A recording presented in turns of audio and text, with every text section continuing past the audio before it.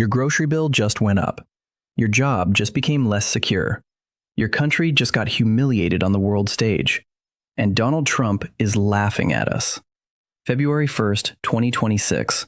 The President of the United States slapped a 10% tariff on every British product entering America. Cars, whiskey, pharmaceuticals, everything. Why? Because we refuse to support his insane plan to buy Greenland from Denmark. Let me say that again. We're being punished, economically attacked, by our so-called closest ally. And if Trump doesn't get his way, that 10% becomes 25% by June. Welcome to Britain under Keir Starmer, where we get bullied and our leader does nothing. I'm James Mitchell, and what I'm about to show you should make every British citizen furious. Let me give you the timeline. The real timeline that mainstream media is glossing over. January 7th, 2026. Donald Trump announces he wants to buy Greenland. Not rent it, buy it, from Denmark. Why? Strategic military position. Resources. Arctic dominance. Classic Trump, everything's for sale. Denmark says no, obviously. The European Union says no. And Britain? We quietly backed Denmark and the EU.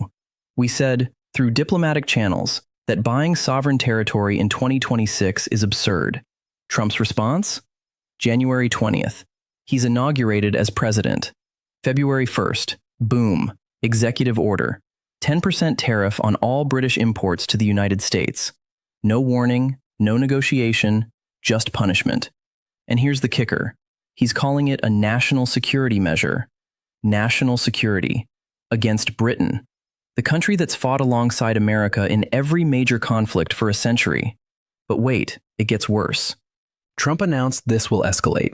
Every month we don't reconsider our position on Greenland, the tariff goes up. June 1st, 25%. September, could be 40%. He's holding our economy hostage over Greenland, a territory we don't even control. And Keir Starmer's response? A statement. A statement saying he's concerned and monitoring the situation. Concerned? Our economy is under attack and he's concerned? Let me translate what this actually means for ordinary British people. Real numbers, real impact. The UK exports £58 billion worth of goods to America every year. That's our second largest trading partner after the EU. A 10% tariff means American importers now pay 10% more for British products. So what happens? Option 1. British companies eat the cost, which means layoffs, wage freezes, business closures. Option 2. They pass the cost to American consumers, which means Americans stop buying British goods, which also means layoffs and business closures. Either way, British jobs disappear. Let's get specific. Scottish whiskey exports to the US, £1.3 billion annually. That industry just took a massive hit. Distilleries are already talking about redundancies. British cars, Jaguar Land Rover, Mini, others, export thousands of vehicles to America. That's now 10% more expensive. Sales will drop. Pharmaceuticals, aerospace parts, financial services, all hit. But here's what really stings. Your shopping. America exports £67 billion to the UK every year. And you know what's coming, don't you? Retaliation tariffs. Starmer will have to respond. He'll put tariffs on American goods, iPhones, American cars, tech products, clothing brands, which means your cost of living, already in crisis, just got worse. You're already paying record prices for food, for energy, for rent. And now Trump's trade war is about to make everything more expensive. Meanwhile, British businesses are cutting jobs. The economy is shrinking. And Keir Starmer? Still monitoring the situation. But let's zoom out for a second. Because this isn't just about tariffs. This is about respect, power, and the death of the so-called special relationship. For decades, British politicians have talked about our unique bond with America. Churchill and Roosevelt, Thatcher and Reagan, Blair and Bush. We've sent British soldiers to die in American wars. Iraq, Afghanistan. We stood shoulder to shoulder. And now, Donald Trump treats us like a minor annoyance.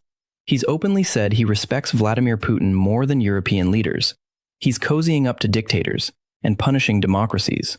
Britain? We're collateral damage in his quest for Greenland. And here's what really guts me. He's right to think he can bully us, because we have no leverage. Brexit destroyed our relationship with Europe. We're isolated. We have no trade deal with the EU that's worth anything. We left the single market. And America? We thought they'd always have our back. Trump just proved that's a fantasy. We are alone. Economically weak, diplomatically irrelevant. And Trump knows it. He looked at Britain and thought, I can squeeze them. What are they going to do? And the answer? Nothing. Keir Starmer has no cards to play, no allies to call on, no economic power to fight back with. We are powerless. And that is Starmer's failure. That is Labour's failure. That is Britain's failure. We spent years tearing ourselves apart over Brexit, burning bridges with Europe, believing America would always protect us. And now we're paying the price. So what happens now? Best case scenario? Starmer negotiates. Trump gets bored. The tariffs get reduced or dropped in a few months. But here's the problem. Trump doesn't get bored. He loves this. He's making an example of us. He wants to show the world, cross me and I'll destroy your economy. So realistically, these tariffs stay. Maybe they escalate. British businesses suffer. Jobs are lost. And Starmer? He'll retaliate with token tariffs on American goods, which will hurt US too, because we import more from America than we export. It's economic suicide, but he'll have no choice. He can't look weak, so we spiral. Tit-for-tat tariffs, rising prices, shrinking economy. And the British public? We pay for it. Now, some of you might be thinking, this is Trump. He's unpredictable. Maybe he'll change his mind. Maybe. But here's what we know about Donald Trump. He holds grudges. He never backs down. And he views everything as a transaction. Right now, Britain is a bad deal for him. We opposed him on Greenland. We don't give him what he wants. So he punishes us. And unless Starmer can offer Trump something, a trade deal, a policy shift, something, this continues. The question is, what is Starmer willing to give up? Our principles? Our alliances? Our sovereignty? Because that's what Trump demands. Loyalty. Submission. And I don't know about you, but I didn't vote for a prime minister who kneels to foreign bullies. Here's the part nobody wants to admit. This is our fault. Not Trump's, not Starmer's, ours. We voted for Brexit. We were told it would make us global Britain, independent, powerful. Instead, we're isolated, weak, vulnerable. We burned our bridges with Europe, our closest neighbors, our biggest trading partners, and we assumed America would always protect us. We were wrong. Trump doesn't care about history. He doesn't care about alliances. He cares about deals. And right now, Britain has nothing to offer. We're a mid-sized economy with delusions of grandeur. We have no military power projection without American support. We have no economic leverage without EU access. We are dependent. And dependence breeds contempt. Trump looks at Keir Starmer and sees weakness. And you know what? He's right.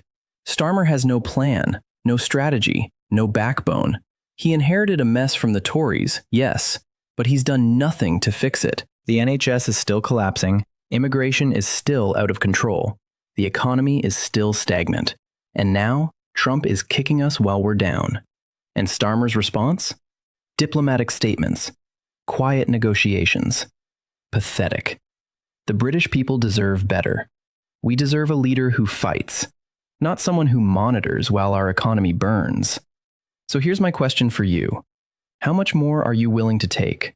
How many more price rises? How many more job losses? How many more humiliations on the world stage? At what point do we say, enough? Trump has declared economic war on Britain, and our prime minister is doing nothing. This isn't left versus right anymore. This isn't Labour versus Tory. This is about national dignity, about standing up for ourselves. And right now, we're on our knees. What do you think we should do? Should Starmer retaliate? Should we negotiate? Should we apologize to Trump and beg for mercy? I want to hear from you. Real answers. In the comments below. Because one thing's for certain, this isn't over. Trump's tariffs are just the beginning. I'm James Mitchell, and I'll see you in the next one.